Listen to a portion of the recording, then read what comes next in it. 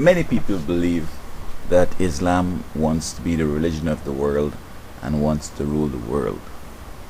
I think uninformed and ignorant people, uneducated people will hold this view.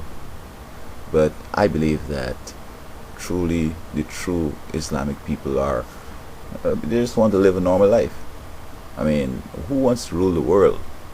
I don't think the United States wants to rule the world. I mean, look at it.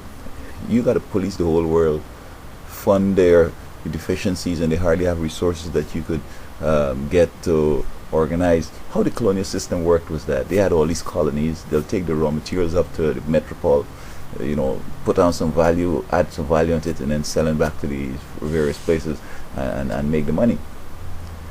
But many of them, at this point, if they take the world as your colonies, they don't have the resources that you would need, and all you have to do now is hand them a whole bunch more money than you could even make from them. So who wants to rule the world? Oh yeah, the Antichrist wants to rule the world, and the Bible says that he's going to come close towards ruling the world. So I don't think Islam wants to rule the world. I don't think the United States wants to rule the world. I don't think Russia wants to rule the world. I mean, the Soviet Union, I'm not sure if they wanted to, but they're their history. Hitler apparently wanted, but I'm not sure if he really was serious. I think that some people just set him up, whereas the Antichrist would have liked him to win, and then they would have knocked him off and take over the world. But others set him up because, the trade, business, and so on. And so I think that what the Antichrist is going to do, he's going to be like a leech or like a parasite. He's going to win the leaders of the world, use them to fulfill his goals. In other words, he wants to rule the world, and he has the whole world's sovereignty in his hand. They continue to live independently.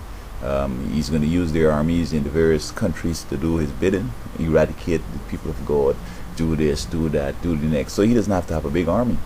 Some people saying the Antichrist has to be some country with a big army, so maybe the United States. Not really. They're already in existence. They control the leaders of the world, many leaders of the world, and therefore to control those armies. And whatever they want to happen will happen. Now, the battle for Armageddon, which seems to be, they think, as the big decisive battle between Israel and the rest of it. And not really, because the little piece up in there called the Megiddo Valley or Armageddon, that area up there, it can't even hold, two